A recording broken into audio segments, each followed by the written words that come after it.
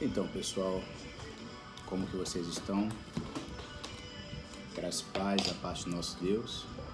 Espero que todos estejam perfeitamente bem no nome do Senhor Jesus, ok? Eu tenho feito promessa a vocês de trazer ensino, preparo, alimento, mas ao mesmo tempo que eu tenho tido um amplo desejo de trazer um alimento para vocês, de poder equipar os irmãos com um pouco mais de conhecimento da parte de Deus, com um pouquinho de profundidade. Eu também tenho tido bastante dificuldade. O meu celular, ele chegou um dia e pouco tempo depois já deu problema. Então eu tive que colocar o telefone no conserto e esperar o reparo, né? Enfim, o que nós podemos conversar hoje aqui? Saúde, irmãos, mais uma vez com a paz do Senhor. O que nós podemos conversar hoje aqui? Eu poderia estar fazendo uma live, mas eu estou com dificuldade de internet, então vou gravar e pretendo lançar no YouTube, talvez no Facebook, para a edificação da fé dos irmãos, ok? Então, gente,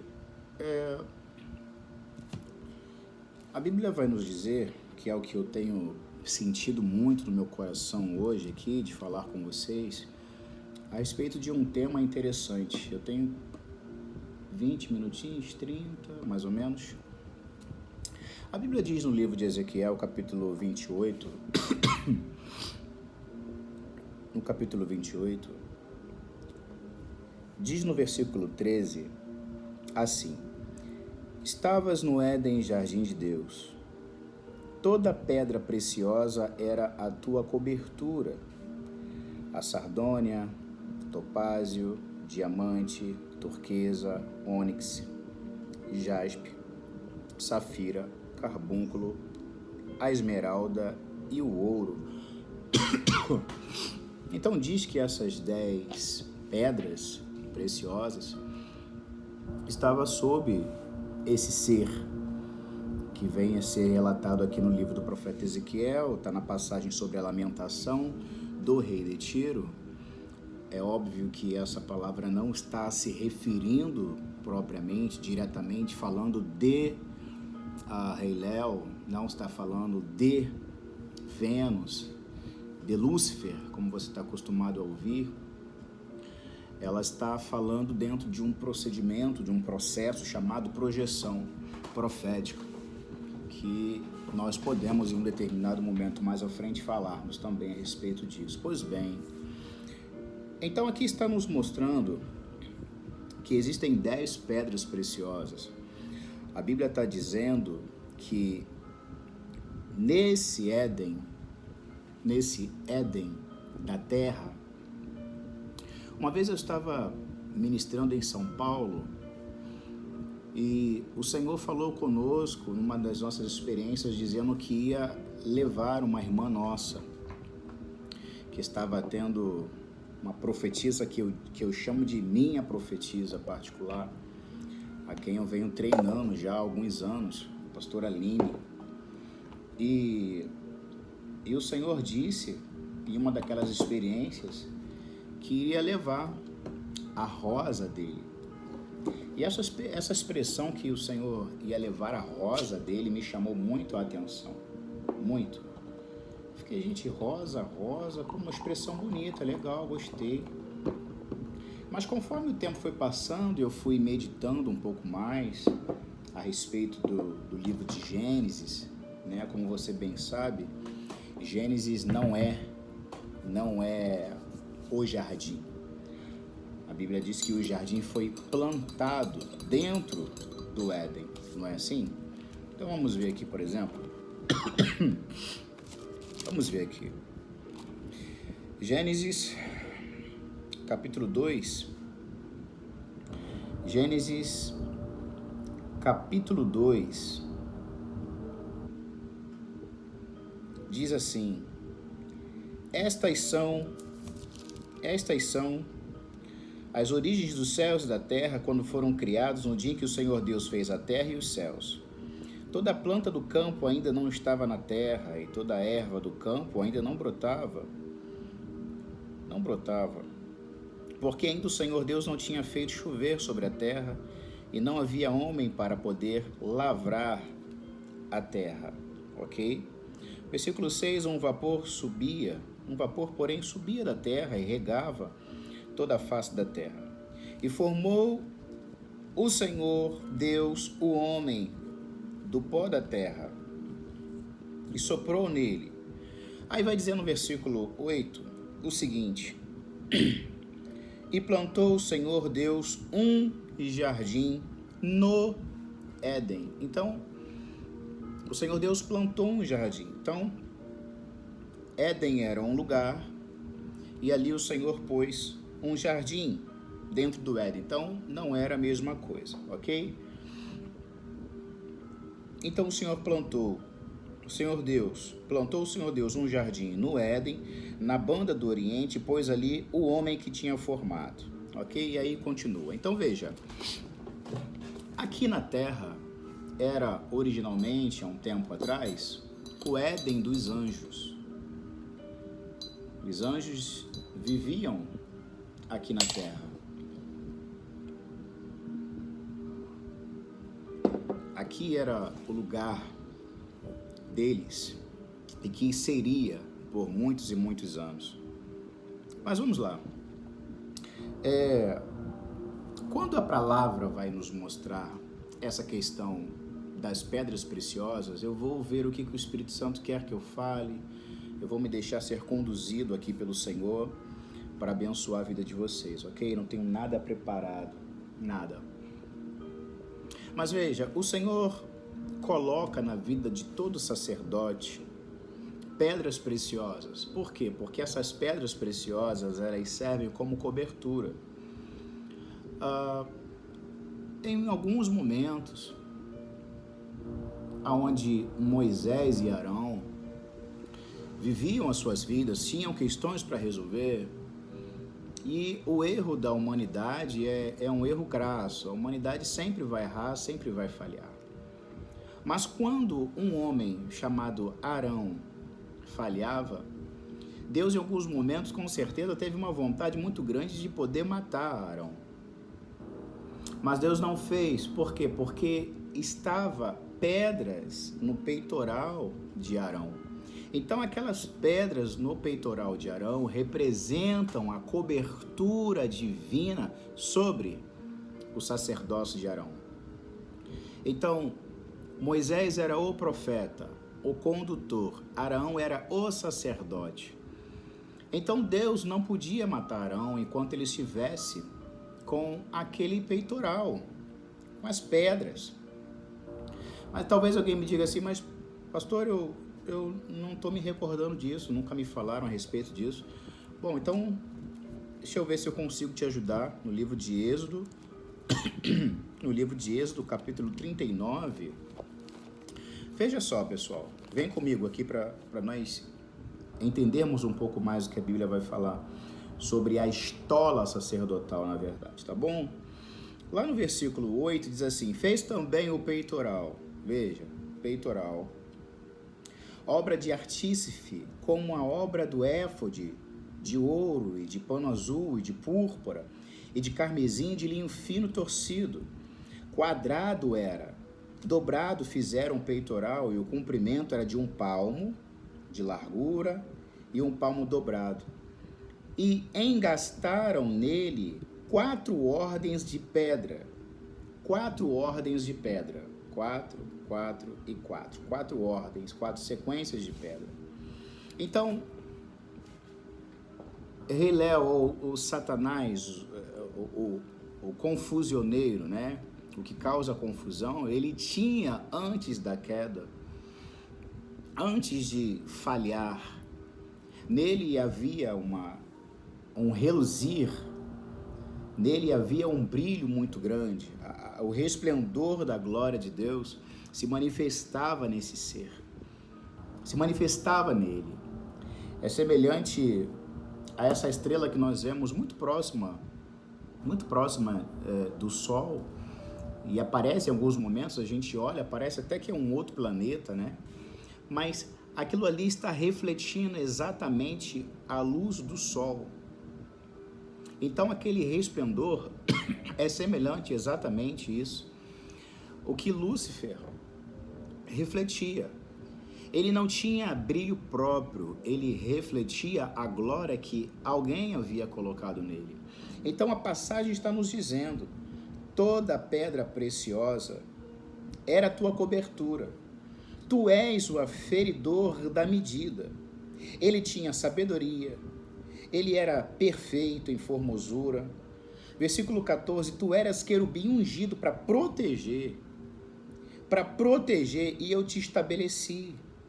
No monte santo de Deus você estava, no meio das pedras afogueadas andavas. Então diz, perfeito era nos teus caminhos. Então Lúcifer estava com o peitoral. Então nós contamos, não sei se você vai lembrar, nós contamos 10 pedras preciosas na estola de Lúcifer.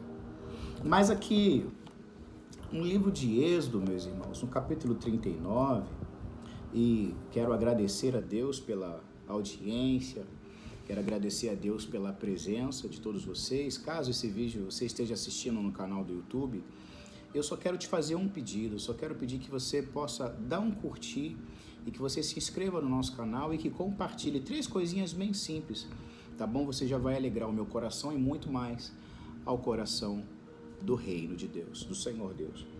Então veja, continuando, vamos ver qual que era a primeira ordem de pedras.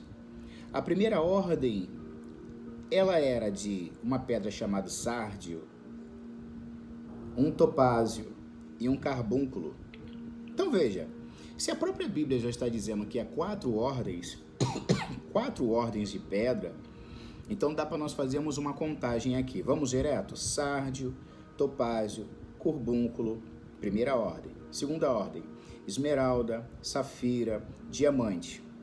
Terceira ordem, jacinto, ágata, ametista. Quarta ordem, 10, turquesa, sardônica, 11 e jaspe, a 12ª pedra. E todas elas eram engastadas nos seus engastes de ouro. Então veja, elas eram pedras, mas essas pedras ainda eram engastadas, elas tinham alguma coisa de ouro que você pode perceber que ouro só é bom aqui na terra, né? No céu, ouro vai servir simplesmente para que seres humanos possam pisar nela, né? Ruas de ouro. Para que ruas de ouro? Para que nós, ao subirmos, nós, ao sermos levados, arrebatados, lá na glória, nós vamos andar em ruas de ouro, conforme está escrito, ok? Então, vamos continuar. Então, existe aqui algo que nos chama, obviamente, a atenção. Muita atenção. Lúcifer estava com 10. Ele estava com ouro colocado no lugar de 3. Então, ouro aponta para a divindade. Então, você veja, obviamente, que Lúcifer, por causa da sua arrogância, por causa da sua soberba, por causa de toda a seu desejo de ser mais, de ser excelso, porque a Bíblia diz que ele era um aferidor de medida. Então, quando alguém queria medir alguma coisa para saber se era belo ou não, tinha que olhar para ele. A beleza, fora a beleza divina, que é extremamente maior do que a dele, é óbvio, mas entre os anjos, entre as classes de anjos, anjo, canjo, querubim, serafins, tronos, potestades, principados, dominadores, são classes de anjos. Então, dentre as classes de anjos, havia um que ele era o aferidor de medida. Sabe, eu sempre percebo na sensibilidade em que nós vamos ministrar a palavra, que nós devemos com toda a urgência, pedirmos sempre a Deus para vir sobre nós com muito quebrantamento, para vir sobre nós com muita magnitude de poder, que Deus venha sobre nós verdadeiramente nos quebrantando, porque nós, amados, que somos recheados, né, dessa carne que para nada aproveita, para nada serve, nós que viemos com essa... Enfim, você já deve ter entendido o que eu quis dizer, né? Viemos revestido desse corpo de humilhação, este trapo de imundícia. Nós que estamos revestidos desse corpo de humilhação e trapo de imundícia, conforme as palavras, né, dos apóstolos. Então você perceba que nesse momento, você perceba junto comigo, meus irmãos, que Lúcifer, quando ele começa a se exaltar, ele vai apontando o nariz para cima e começa a mexer com um terço dos anjos para fazer com que a sua cauda, né, arraste-os, para fazer com que ele seja levado, então, a levar um terço dos anjos, a enganar um terço dos anjos. A Bíblia vai nos mostrar e nos dizer que o ladrão, ele vem para matar, roubar e destruir. Essa passagem está falando de Satanás? Não, mas você entende, assim como Ezequiel não está falando de Lúcifer. Ezequiel não sabe quem é Lúcifer, Ezequiel não viu Lúcifer. Ezequiel era um ser humano, Ezequiel não estava presente no momento da criação. Então trata-se aqui de uma projeção profética. Então, vamos continuar avançando aqui com os nossos pensamentos. Então, a Bíblia vai nos mostrar que o Éden aqui de baixo era uma cópia, um modelo do Éden original, do Éden do céu. Vamos avançar. Você já sentiu que tem mistérios aqui, né? Mas eu não posso jogar de qualquer maneira, tem que ter um preparo para poder falar com vocês. Então, a Bíblia vai nos mostrar que ele era ungido para proteger, ele andava entre as pedras afogueadas, era perfeito nos caminhos, desde o dia que foi criado até que se achou iniquidade nele. Então, a iniquidade, ela só pode ser encontrada, a iniquidade só pode ser encontrada, ou essa palavra só pode ser usada para seres que um dia estiveram na presença, seres que um dia foram de Deus, seres que um dia foram celestiais, porque iniquidade tem tudo a ver com quem teve e perde aquilo ali, ok? Não há como ímpio ter iniquidade. Ímpio gera impiedade. Pois bem, então, essa soberba, esse modo de se conduzir, ele permitiu que se achasse iniquidade nele, a multiplicação do comércio, sabe? Se encheu o interior de Lúcifer de violência, de Satanás, então pecaste. Então continua a palavra dizendo, pelo que te lançarei profanado fora do monte de Deus. Então veja, fora do monte de Deus. Então ele tinha um trabalho aqui embaixo, ele tinha um trabalho aqui por baixo. E no trabalho em que ele fazia, em que ele tinha que laborar, no céu tem trabalho, tá, irmãos? Então, na função que ele tinha, os querubins debaixo do trono, um mar de cristal debaixo dos querubins, um mar de vidro, conforme diz o grande profeta, né? E mostra ali os querubins com 4 rostos, 4 faces, porque para quê? Para que eles não tenham que ficar se movimentando, para que aonde o trono de Deus fosse, eles já estivessem prontos para poderem se movimentar também. Então a Bíblia vai dizer que os querubins eram cheios de olhos e que havia junto a eles, embaixo deles, bolas que giram, fazendo sentidos assim, sem causarem nenhuma espécie de confusão. Então diz que cada um tem a sua função, e a dos querubins era essa. A dos serafins era de estarem sempre adorando ao Senhor, em dizendo Kadosh, Kadosh, Kadosh, Kadosh, apontando para alguém. Então, um dia, Lúcifer permitiu que o seu coração fosse plenamente, completamente contaminado. E então ele retira 3 pedras do peitoral. Ele retira, por quê? Porque essas pedras para ele não era interessante, ele retira 3 pedras do peitoral e ele coloca uma que aponta justamente para a divindade, que é o ouro. Veja, quando nós somos contaminados, irmãos, contaminados pela seta maligna, contaminados pela forma promíscua de Satanás, quando o nosso coração é sujado, quando o pecado entra, nós perdemos terreno. Sabe quando as pessoas estão na presença de Deus, se afastam depois, até para ir a um culto é difícil? Por quê? Porque perde terreno. Isso é uma tristeza. Chega no culto, não consegue levantar as mãos para adorar. Por quê? Porque está amarrado, perdeu terreno no mundo espiritual. Então, quando nós somos sujados por Satanás, nós perdemos um pouco mais do brilho. Então, Satanás, ele perdeu o brilho. Então, ele quis colocar divindade no lugar de 3 pedras no seu peitoral.